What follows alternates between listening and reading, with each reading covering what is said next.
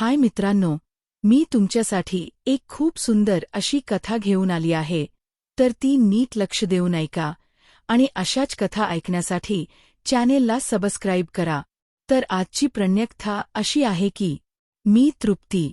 मी आणि माझा नवरा एका मोठ्या शहरात राहतो. त्याचे छोटे मोठे 4 व्यवसाय असल्यामुळे तो नेहमीच कामात गुंतलेला असतो. आमच्या लग्नाला 7 वर्षे कधी पूर्ण झाली ते कळलंच नाही.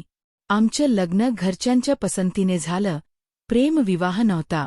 तो माझ्यापेक्षा 1 वर्षाने लहान आहे आणि स्वभावाने थोडा अल्लड. कुटुंब, मुलं या गोष्टींबद्दल तो अजूनही फारसा गंभीर नाही. त्यामुळे आजवर आम्हाला मूल झालेलं नाही. आता मी 35 वर्षांची झाले आहे आणि कधी कधी मनात एक वेगळीच पोकळी जाणवते. कधी कधी हसू येतं स्वतःवर. इतकं सगळं असूनही काहीतरी कमी का वाटतंय. आमचं घर जरा मोठेच आहे, म्हणजे जणू छोटा बंगलो समजा. पण त्या मोठेपणातही एकटेपणा जास्त मोठा वाटायचा. दिवसभर घरी एकटी राहिल्यामुळे कंटाळा यायला लागला होता.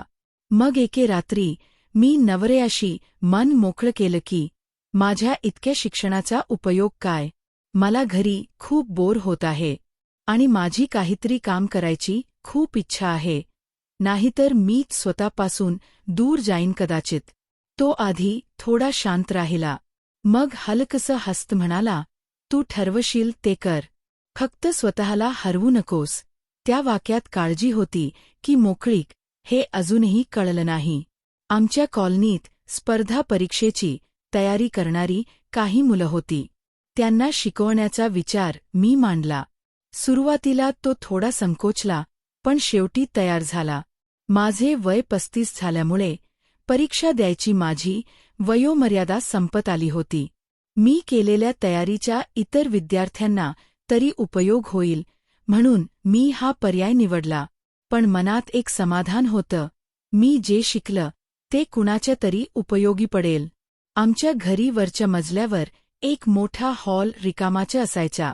बाहेर कुठे जायची गरज नव्हती म्हणून नवऱ्याने होकार दिला आणि हॉलमध्ये क्लासचा पूर्ण सेटअप करून दिला. मी तिथेच क्लास घ्यायला सुरुवात केली. सुरुवातीला थोडी धडधड होती, पण हळूहळू फी वगैरे ठरवून 10 विद्यार्थी जमले. रोज शिकवणं, त्यांची दर आठवड्याला टेस्ट घेणं, या सगळ्यामुळे माझाही अभ्यास पुन्हा सुरू झाला. या सगळ्यामुळे माझं आयुष्य पुन्हा रुळावर येत असल्यासारखं वाटू लागलं. मी दिसायला खूपच सुंदर आणि रंगाने गोरी आहे. माझे पूर्ण शरीर भरलेलं आहे. कोणीही पुरुष मला पाहिलं की आकर्षित होणारच. सगळे विद्यार्थी साधारण 22-23 वर्षांचे, उत्साही आणि थोडे बेधडक होते. थोडक्यात पुरुषच होते. मी सुरुवातीला थोडी काळजी घेऊनच वागायचे. पण काही आठवड्यांनी वातावरण हलकं झालं. रोजचं रुटीन, त्यांच्या शंका, त्यांचा उत्साह, हे सगळं मला वेगळंच समाधान देऊ लागलं. कधी कधी मी स्वतःसाठी थोडं नीट तयार व्हायला लागले. फॅन्सी ड्रेस घालणं, हलका मेकअप करणं. क्लास आहे म्हणून नाही, पण स्वतःला पुन्हा जिवंत वाटण्यासाठी. हे क्लास रोजचेच असल्यामुळे अधूनमधून फॅन्सी ड्रेस वापरायला सुरुवात केली.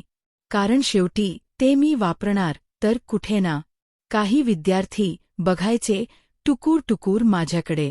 विद्यार्थ्यांच्या नजरा कधी कधी जाणवत होत्या आणि त्या नजरा मला पूर्णपणे अस्वस्थही करत नव्हत्या.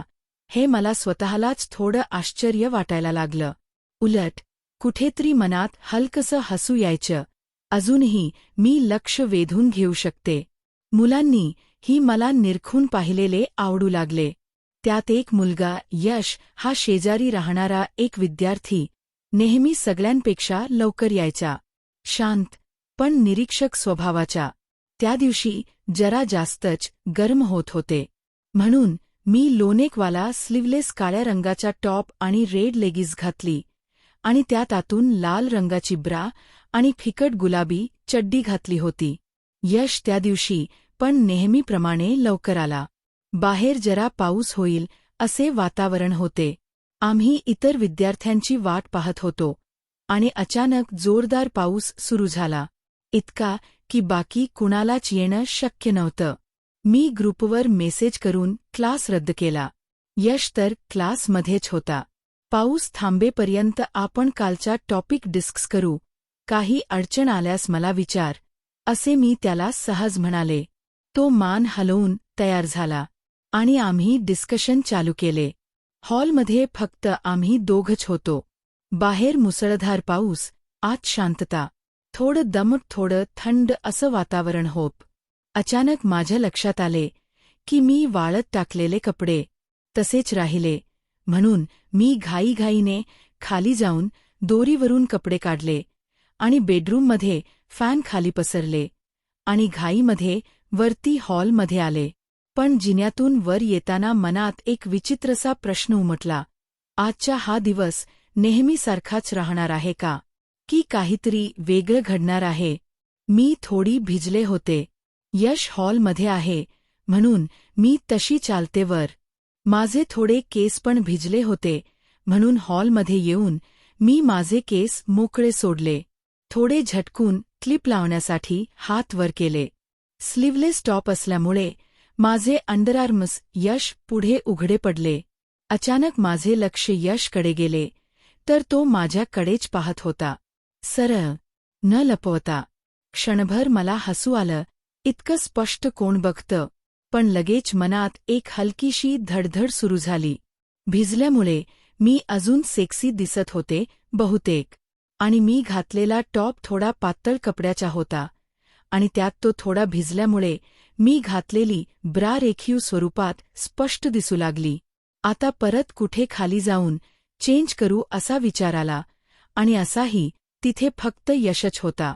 काहीच झाले नाही असे दाखवून मी तशीच त्याच्या समोर बसले भिजलेल्या अवस्थेत आणि डिस्कशन चालू केले. आम्ही एकमेकांसमोरच खुर्चीमध्ये बसलो होतो. मी घातलेला टॉप लोनेक असल्यामुळे त्याला माझे स्तन ओढणीमधून थोडे दिसत होते. त्याचे पूर्ण लक्ष माझ्या छातीवरच होते. तो काय करतोय हे मला समजले होते म्हणून मी मुद्दाम थोडी ओढणी ॲडजस्ट केली. नंतर चेहरा पुसायचे नाटक करून टेबलवरती ठेवली. आता त्याला मी थोडक्यात आमंत्रणच दिले. मनात बोलले, तुला जे पाहायचे आहे ते पहा म्हणून.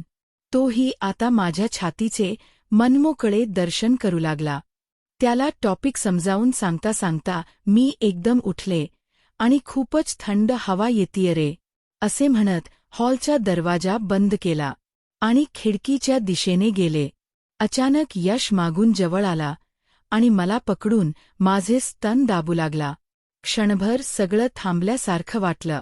मला जे अपेक्षित होते त्याने तेच केलते.